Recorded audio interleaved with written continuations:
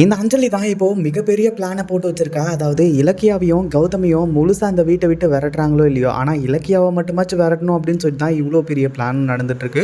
அதாவது இந்த அஞ்சலி வந்து பார்த்தீங்கன்னா இப்படி பண்ணக்கூடிய ஆள் கிடையாது. கண்டிப்பாக வந்து பார்த்தீங்கன்னா இந்த நகை எல்லாமே காணாமல் போயிருக்கு அப்படின்னா அஞ்சலி தான் இது ஒன்று பண்ணியிருக்கா அப்படின்னு சொல்லிட்டு கௌதமும் இலக்கியாவும் யோசிச்சது மட்டும் இல்லாமல் அதாவது இங்கே வந்து பார்த்தீங்கன்னா இந்த பூஜை எல்லாமே நடந்துட்டு இருக்கு இல்லையா, அது மட்டும் இல்லாமல் இந்த அஞ்சலியும் கார்த்திக்கும் அந்த பூஜையில் வந்து பார்த்தீங்கன்னா உட்காந்துடுறாங்க. அதனால் அவங்களால பக்கம் கூட நகர முடியல. அந்த ஒரு டைமில் தான் கௌதமும் இலக்கியமும் சூப்பரா பிளான் பண்றாங்க.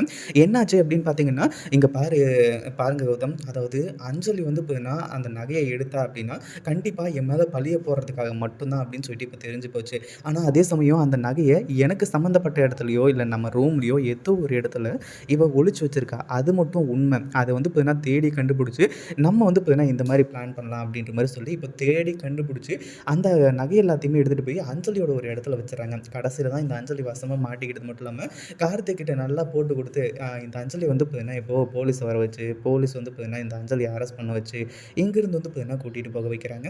இத பத்தி நீங்க என்ன நினைக்கிறீங்க? இந்த வீடியோ புடிச்சிருந்தா லைக் பண்ணுங்க, ஷேர் பண்ணுங்க. இப்ப தான் நம்ம சேனலுக்கு